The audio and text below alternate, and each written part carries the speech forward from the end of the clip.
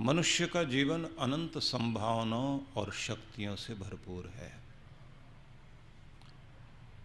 मनुष्य के जीवन को अगर सही ढंग से मार्ग निर्देशन मिले तो प्रत्येक व्यक्ति उच्च शिखर तक पहुंच सकता है, जीवन के कीर्तिमान स्थापित कर सकता है।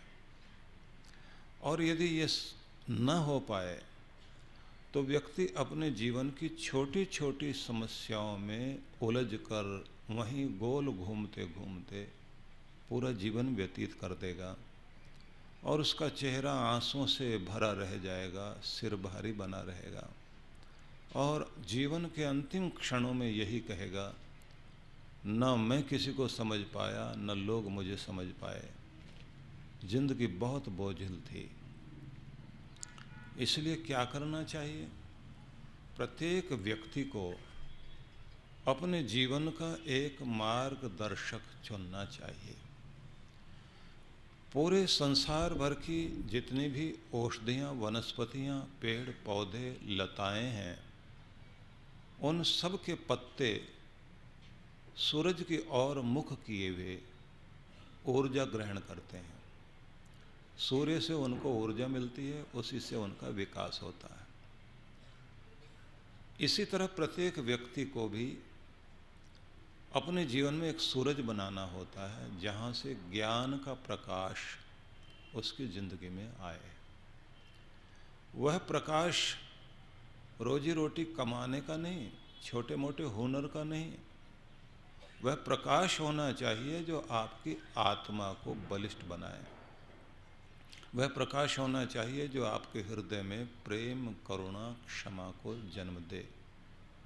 वह प्रकाश होना चाहिए कि जहाँ आप दूसरों के साथ तालमेल बैठाएं और बर्दाश्त करने के साथ आपके अंदर की सहन शक्ति का भी विकास हो। वह प्रकाश होना चाहिए जो आपके अंदर धैर्य को दे। कब कितनी देर तक आपको पांव टिकाकर दुनिया में जीना है।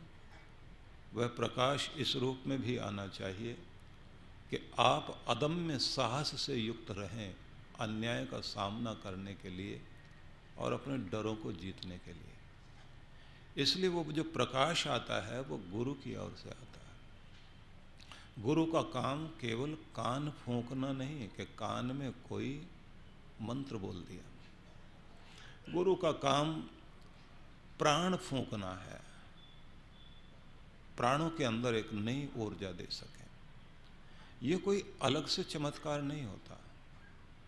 ये जो हमारे देश की आध्यात्मिक विद्या है, इस विद्या से गुरु के माध्यम से व्यक्ति जुड़ता है। दूसरे शब्दों में अगर हम कहें, जैसे आपके शरीर को भोजन चाहिए जीने के लिए और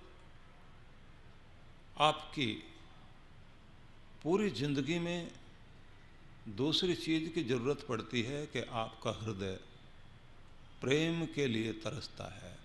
जिनके बीच आप रहते हैं, अगर वहाँ उन रिश्तों में प्रेम नहीं है तो आपका घर घर नहीं लगता। आपके प्राणों को जीवनी प्राण वायु की आवश्यकता पड़ती है। तो इसलिए आपके फेफड़े हर पल प्राण शक्ति को खींच रहे होते हैं। आपका हृदय प्रेम में भावनाओं को चाहता है। प्रेम वाले लोग मिल जाएं, वक्त का पता नहीं लगता। घृणा, द्वेष, बैर वाले मिल जाएं, वक्त बिताना भारी हो जाता है। आपकी बुद्धि को एक ऐसी शक्ति की जरूरत पड़ती है, नया सीखना, उलझने सुलझाना, और सुलझाकर आप खुश होते हैं। सबका कुछ न कुछ भोजन है। आपकी आत्मा को भी एक भोजन चाहिए। वो भोजन आनंद का है, शांति का है, पवित्र प्रेम का भोजन आपकी आत्मा को चाहिए। जब ये आपकी आत्मा इस भोजन से तृप्त होती है तो आप अपने अंदर एक अद्भुत शक्ति अनुभव करते हैं।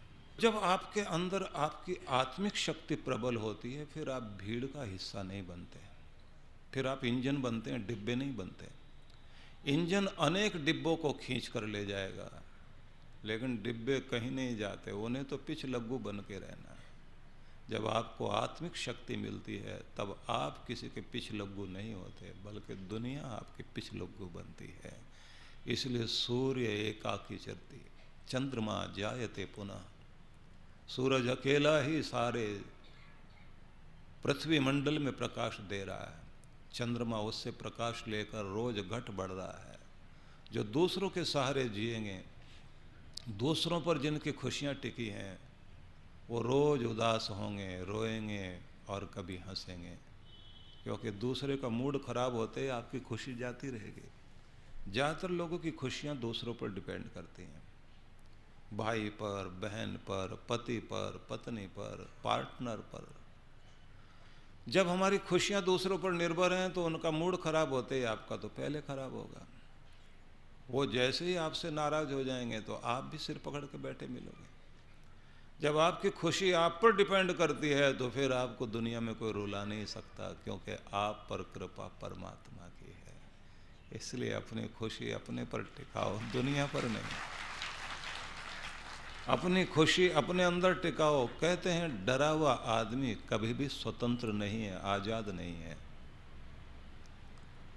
उसके धागे डर हिला रहा है। और निर्भय आदमी बंधनों में नहीं है, वो तो अगर किसी कमरे में भी कैद करके बैठा दिया जाए वहां भी निडर बैठा हुआ, वहां डर नहीं है। इसलिए सारी शक्तियां कहां से आती हैं?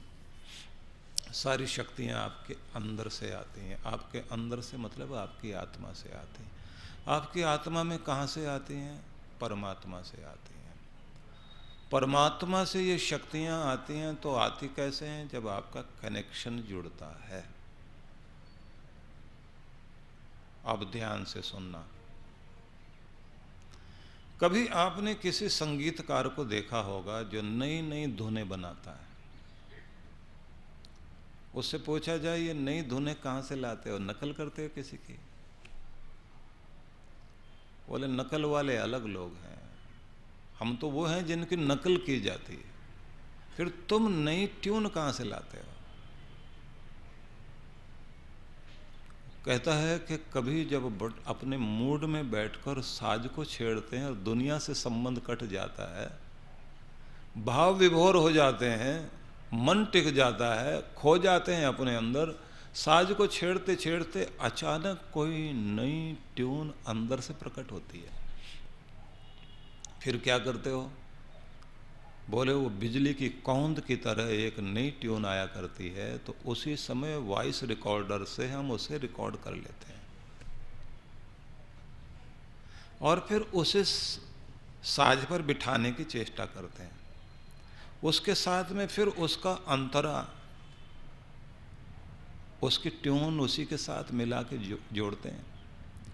बीच के फिलर फिर कभी अलग मूड में बैठे होते हैं तब आते हैं, और फिर सबको जोड़ने के बाद एक नई ट्यून बनती है। फिर अपने साथ में दूसरे साजिंदों को बैठाते हैं, फिर उसको तराशते हैं।